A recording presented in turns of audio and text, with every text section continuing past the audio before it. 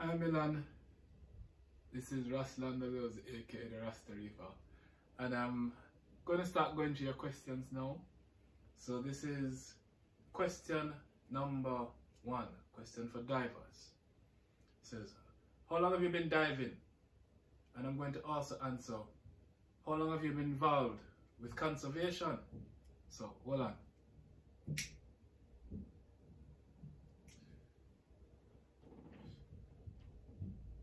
So alright, let me talk a little bit about that. I know you say I have what, a minute to 2, so I'll try and speak as fast as I can.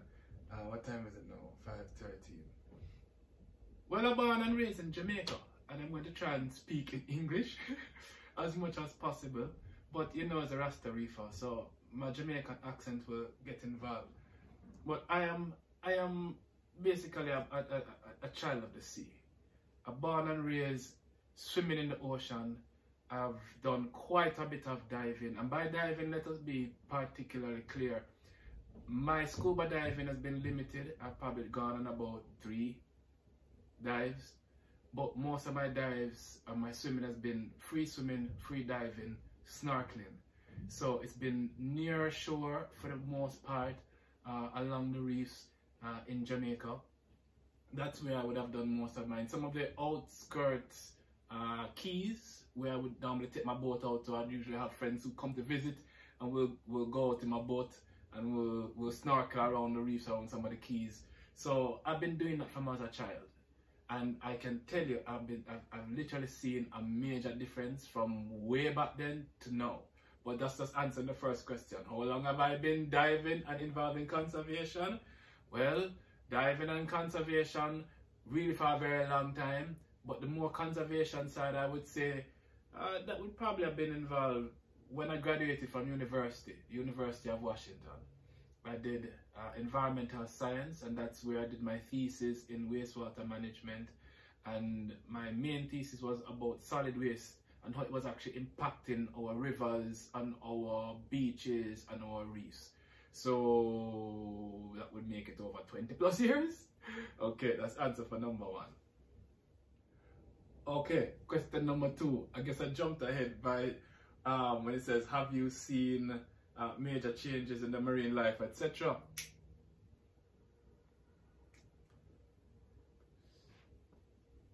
What would I say is my biggest change? I think I remember, and this was sort of rather sad for me, because this event, I think I remember it. Yes, this was 10 years ago. I remember 2000, well, like a bit more than that, because 2020 now, right? So almost 12 years ago, 2008, I went with one of my friends to one of the same keys I was telling you about that's around Jamaica, and we were walking on the beach, because it's a private beach. You have to take a boat to go out there. And I'll never forget it. We were at the end of the island, and I saw a turtle, a sea turtle. I'm like, oh my God, there's a sea turtle. It was literally on the beach. But from a distance, it sort of never looked right. And then I slowly approached it. And as we slowly approached it, my heart dropped, because I realized what I was witnessing. And the sea turtle was not alive. I don't know what had happened. This was an area where there's a lot of fishing boats. So it could have been it could have been many, many things. But I tell that because that one was the point where it really riveted me. Wow, here are these creatures that I come out so far to see, and now I'm just seeing them disappear, one by one, slowly by slowly. And so yes, the ocean life, I started to see those changes as tourism increased, as more hotels and more developments along the beach line increased. You started to see that type of reduction. You'd also start to see, because of the pollution that came out, you would see increase in algae growth. The water quality parameters changed. I used to do a lot of that. So for the conservation side, the company I used to own and operate was Hydro Solutions Caribbean Limited. So I did a lot of environmental work, near ocean work. I did, I think my first project was an oceanographic survey of the Ocherius Harbour, where they're about to dredge and bring in more cruise line ships. So I had first-hand experience of mapping current patterns, profiling the water column, literally seeing how that bay was changing from the science point of view and literally how it developed over the years. So I have seen a lot of changes, and many of them have been troubling, and this is where governments and all of these environmental agencies try to balance. But I tried to keep my answers within 2 minutes. So okay, that's answer to question number 2. Okay, so where have I really seen the biggest problems? Wow. You know, because of how Jamaica was constructed, we have very large, what we call gullies, drains that literally go right through the city and lead out into the ocean, the humid ocean, the sea. And I would have to say the pollution of plastic pollution, garbage pollution that washes down with heavy rainfall, that has done significant damage to our near shore and even further outshore marine life. But in addition to that, I would also have to say it's development, cutting down of mangroves. But the biggest problem, I think the biggest problem, I don't know that there's actually any one, to be quite honest. Because if I were to call the biggest problem, it's not Jamaica alone. The biggest problem what I see right now is global warming. And there are many, many, many factors to that. So I would say global warming, which comes as a result of increased garbage pollution, because when you think about it, the pollution that you see that's going out into the oceans and the rivers that come through these gullies, the vast majority of them, of those pollutants, reach the landfills. And the landfills are often caught on fire, lit on fire, whether accidentally or not, and all of those gases go up into the upper atmosphere and start to deplete the ozone. So it is a big cycle. It is really the biggest problem, and I'm going to put it straight as a Rasta man, is us human beings. It's simple as that. We can't go in and nitpick and say, well, is this, is that? No, we are the problem. We are the problem to all of what we are seeing on Mother Earth. And that is the truth of how I see things. I'm going to talk about that a little bit more. So let me stop it because I know I've gone way over your 2 minutes. Alright. What is the one thing you have seen that showed you the impacts of overfishing and our climate change? Well, as I said, it's a lot, but I'm going to talk about the most recent one. I went back to Jamaica. I was fortunate to have gone back to Jamaica earlier this year. And I went to one of my favorite beaches. This is a beach that I grew up on. A beach where my parents took me to when I was a child. So I have pictures of this beach going back to old-time days of what women used to wear. You know, the skirts and things to beaches. Those are the pictures I have back. And I went back to this beach with a girlfriend of mine to buy some fresh fish, because it's a fisherman's beach and that's where the fishermen come. And I will tell you, my heart dropped. And here's why my heart dropped. I kid you not. The entire beach was gone. Where I stood up, the ocean, the Caribbean Sea, threw me up in the north, where I call it ocean, no, the Pacific Ocean. The sea had come right up to where the buildings were constructed, where the fishermen used to prepare their food, their catch, to sell to the local market. There was no beach. The entire beach was gone. Rising sea level, destruction of the coral reefs. I see it in my lifetime, an entire beach gone. Well, as for number 5, unethical practice, pollution and destruction of reefs. You know, when you talk about unethical, now you're going into value systems.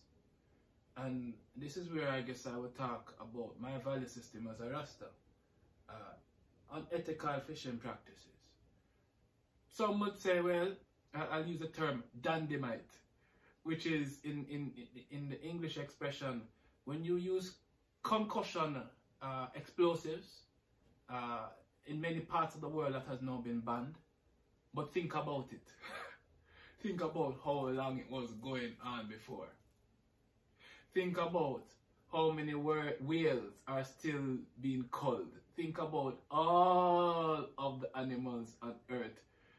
How far we took them to the brink before those amongst us were able to bring a pullback or a halt in its destruction. Someone so lucky.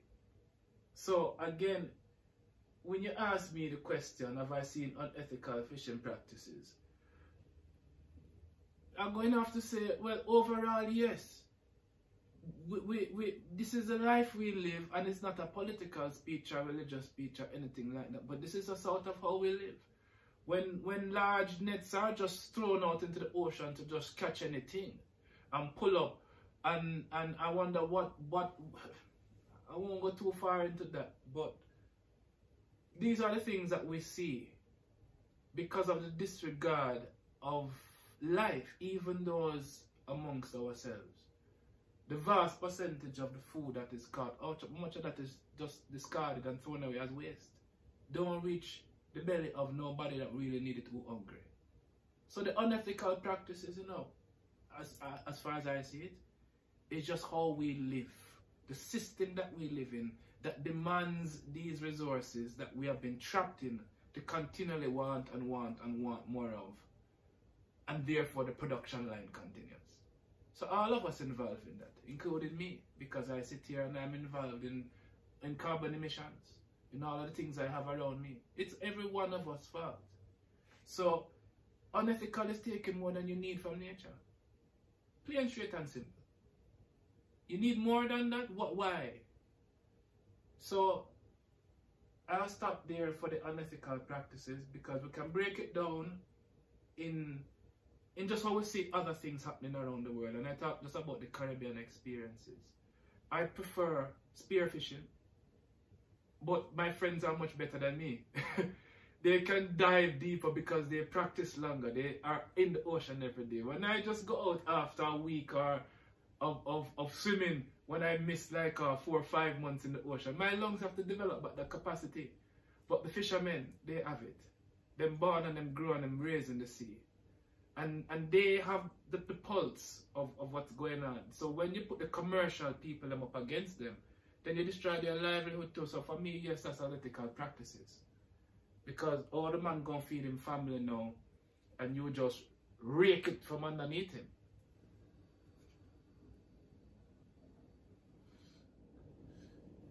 Do you or other divers dive to monitor our oceans or work to protect them? No. I hope this doesn't offend you that I am consuming my cannabis while I talk, because I want to make sure that my mind is clear, that I can just talk to you. This is really freestyle for me. I did promise that I would do this for you. So I just wanted to make sure I give you at least some good thoughts. So me and other divers, yes, there actually is a group of divers that I still work very closely with. I haven't spoken to them probably in a number of months.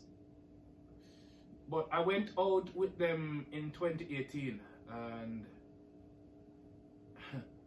it was sort of depressing to hear their story, because they're out there every day, diving, catching fish, carrying tourists and guides of the reef, and just listening and watching the spots, because they took me to a couple of the spots, and I got some good video footage as to what it looked like now.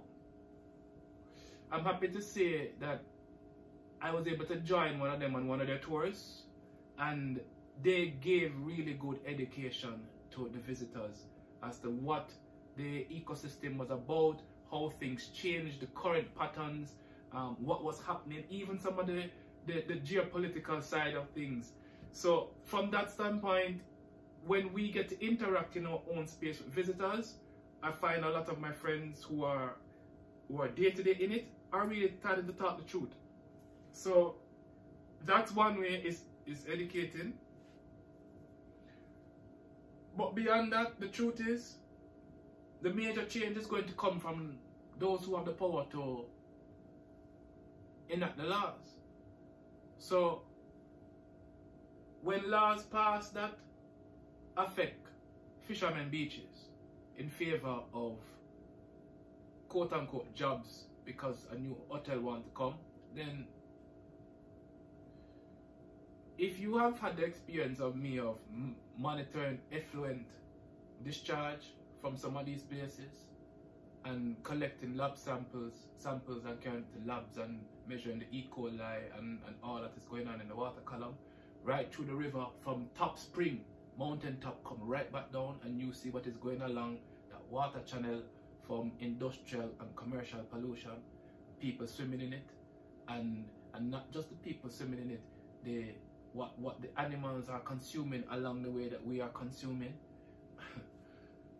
We are slowly killing ourselves. It's like I said recently, and I'm dealing with the protection, because the protecting is a mindset.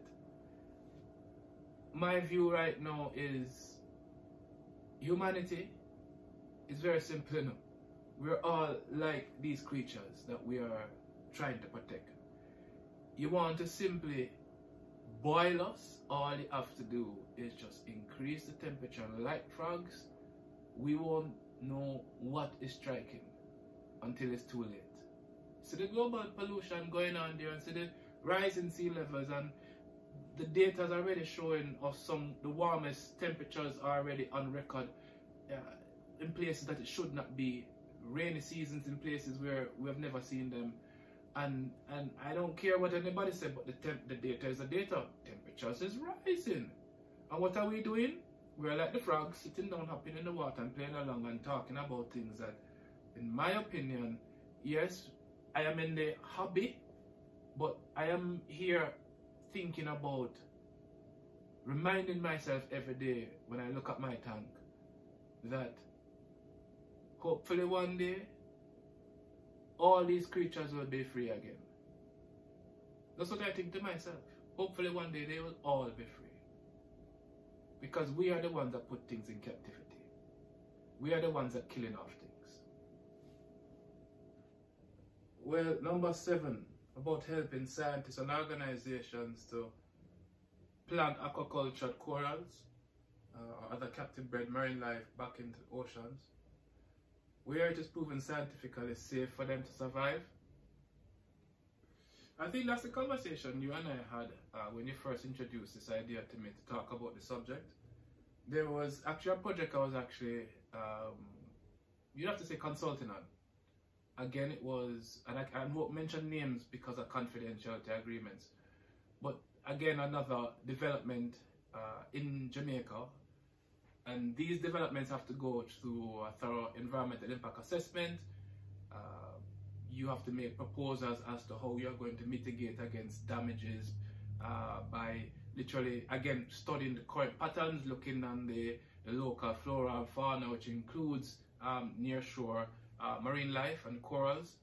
So one of the programs I had designed, and I was really proud of it, and from the standpoint of getting a listening ear for the first time, is for the first time I actually saw interest in the idea of aquaculture, of actually, yes, there's one component to housing and relocating corals from one at-risk area to a lower risk area that has been scientifically studied, and that's going on in Jamaica now. We have successful repropagation of corals, but not so much inland.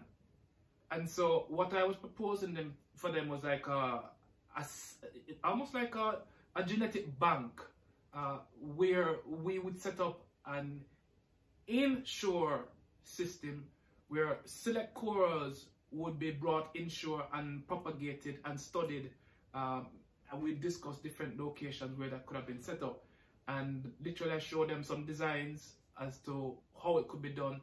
And so yes, that project was looked at, it got pretty far.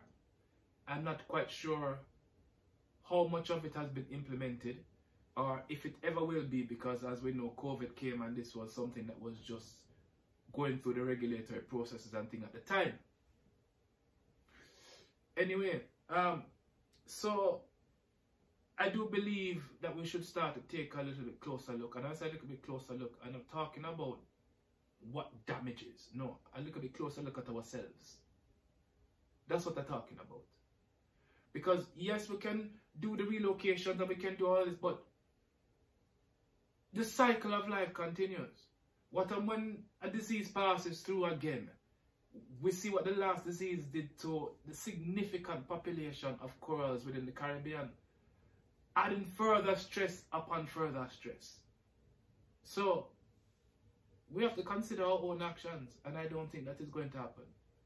Honestly, we are on a trajectory, and I am not a doomist thinker, and this is not what this is about. We are on a trajectory that we're going to really lose a lot of the life that was on this earth. As to how it was going to impact us, only time will tell.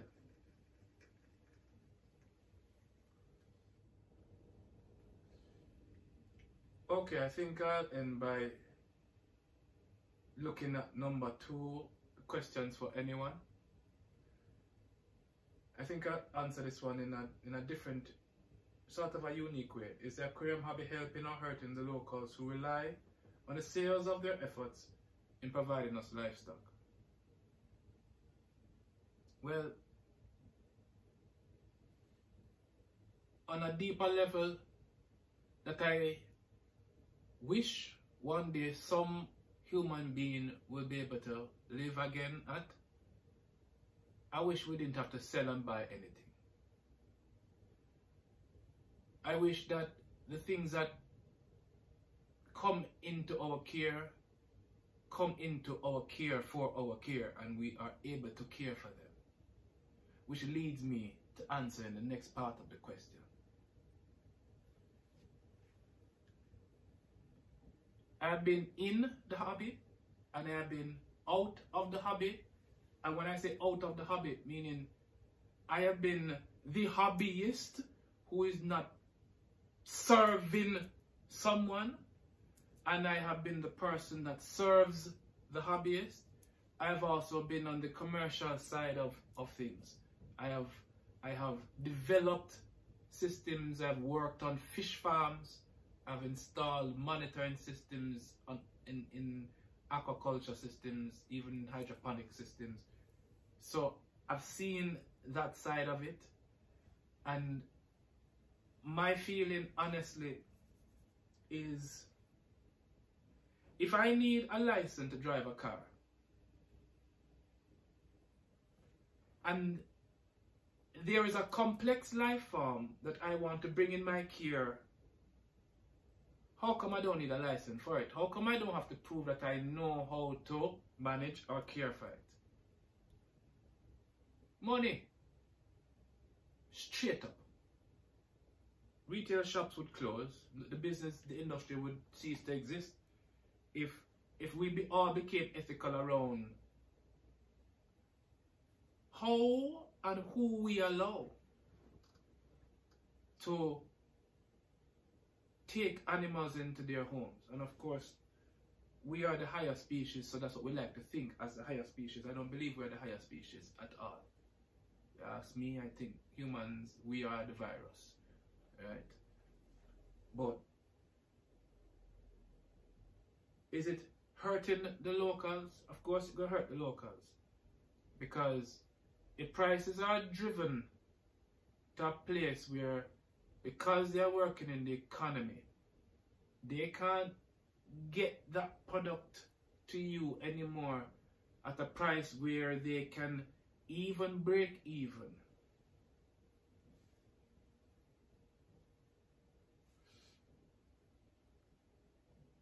I wonder how many price increases are really what they say they are. People are fighting for market share. People are going to get kicked out. People are going to lose businesses. Things that we have been accustomed to getting easily, we're not going to get them no more. Unethical practices, the financial game, the commodities market around livestock. Commodities.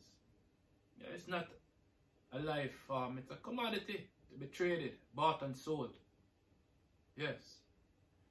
And I pray one day something don't pop out of the sky and teach us the same fucking lesson that we employ right now.